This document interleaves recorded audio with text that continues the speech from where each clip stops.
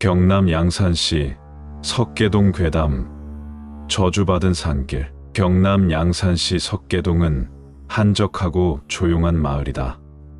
평소에는 아름다운 자연경관과 평화로운 분위기를 자랑하며 사람들이 이곳을 찾아 휴식을 취하기도 한다. 그러나 이 마을에는 여전히 풀리지 않은 미스터리와 괴담들이 존재한다. 그 중에서도 1990년대 후반에 발생한 석계동 실종 사건은 아직도 사람들 사이에서 큰 충격을 주며 회자되고 있다. 이 사건은 단순한 실종 사건에 그치지 않고 이상한 현상들과 연결된 괴담으로 발전하면서 마을 사람들에게 깊은 두려움을 안겨주었다. 첫 번째, 사건의 시작. 첫 번째 실종. 1997년 석계동의 한 작은 마을에서 20대 초반의 남자 김 씨가 실종되었다. 그는 마을에서 일하는 평범한 청년이었으며 특별한 이상이 없는 인물이었지만 어느 날 갑자기 자취를 감추게 되었다. 김 씨는 하루에도 몇 번씩 마을 근처 산길을 지나곤 했고 평소 마을 사람들과 친근하게 지냈던 사람이라 실종에 대한 이상한 기운을 느끼지 못한 채 마을을 떠났다. 마을 주민들은 처음에는 그가 단순히 길을 잃었거나 잠시 집을 떠났다고 생각했다. 하지만 하루가 지나고 이틀이 지나도 그를 찾을 수 없자 실종 신고가 접수되었고 경찰은 그를 찾기 위해 수색 작업에 돌입했다. 수색 결과 김 씨는 마을 근처에서 마지막으로 목격되었고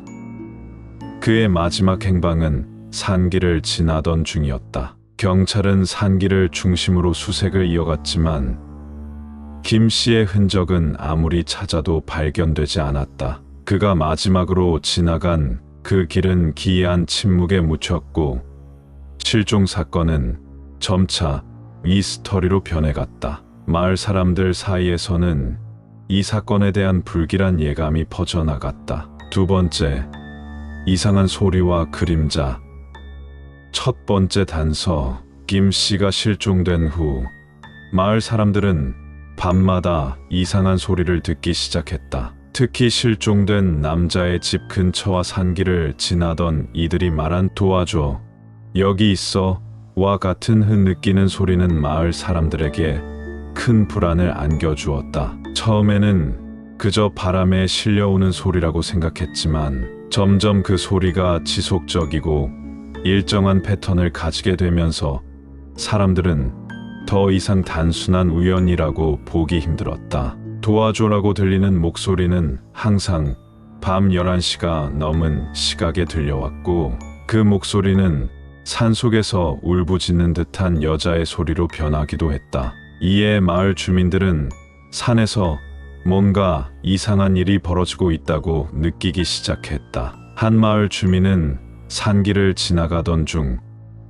갑자기 눈앞에 나타난 그림자를 목격했다고 말했다. 그 그림자는 사람의 형체였지만 어두운 밤중에 마치 안개 속에서 비치는 듯한 흐릿한 형체였다. 그리고 그 그림자는 사람을 향해 서서히 다가오면서 마치 누군가를 기다리고 있는 것처럼 움직였다. 하지만 그 그림자는 언제나 마을 사람들의 눈앞에서 사라지곤 했고 아무리 찾아봐도 그 자리에 아무것도 없었다. 그 후 몇 명의 마을 주민은 밤에 산을 지나갈 때마다 이상한 그림자와 목소리를 목격했다. 그들은 그 그림자와 소리가 실종된 김 씨의 마지막 모습과 연관이 있지 않을까라는 생각을 했다. 사람들은 점차 그 산길을 두려워하게 되었고 이 사건에 대한 미스터리와 공포가 마을을 감쌌다. 세 번째,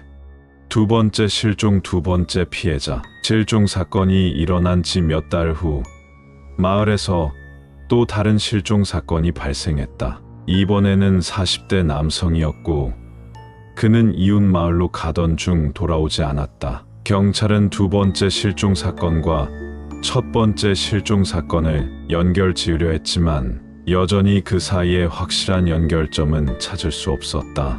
하지만 실종된 남성이 첫 번째 실종자가 사라진 바로 그 산길을 지나갔다는 점에서 사람들은 이 사건들이 우연이 아니라고 확신하게 되었다. 두 번째 실종 사건은 마을 사람들에게 더 큰 충격을 안겨주었고 산길에는 무언가 있다는 공포가 더욱 확산되었다. 이 두 번째 실종자는 마지막으로 산길 근처에서 본 모습으로는 아무런 이상이 없어 보였고 평소처럼 일을 마치고 집으로 돌아가는 길이었기 때문에 마을 사람들은 그의 실종을 이해할 수 없었다. 그가 사라진 곳 역시 첫 번째 실종 사건이 발생한 바로 그 장소였다. 이번에도 경찰은 많은 시간과 자원을 투자해 수색을 했지만 결국 그를 찾을 수 없었다. 마을 사람들은 그가 사라진 곳을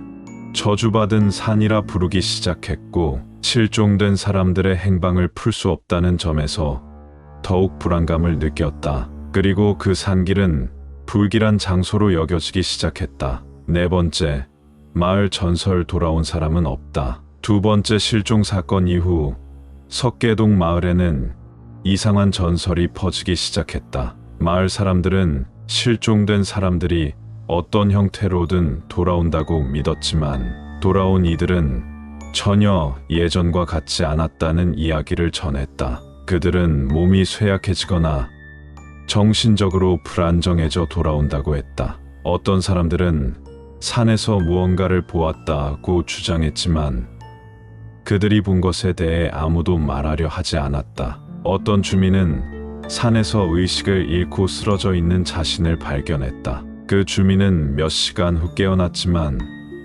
자신이 그 산에서 무언가를 보고 도망쳤다는 기억이 사라졌다고 했다. 그는 그 산에서 경험한 무언가에 대해 아무 말도 하지 않았고 끝내 자신이 본 것에 대해 묻는 사람들에게 입을 열지 않았다. 그의 행동은 점점 더 비정상적으로 변했고 마을 사람들은 그를 두려워하기 시작했다. 다섯 번째, 석계동의 저주받은 산길. 현재 석계동은 여전히 평화롭고 조용한 마을이지만 그 산길은 더 이상 사람들의 발길이 닿지 않는 곳이 되었다. 실종된 사람들의 사건과 전설은 여전히 사람들 사이에서 회자되며 산에는 무언가 있다는 말이 여전히 마을 사람들의 입에서 떠나지 않는다. 오늘날 석계동을 찾은 사람들 중 일부는 밤에 그 산길을 지나갔다가 기이한 소리와 그림자를 목격했다고 주장하며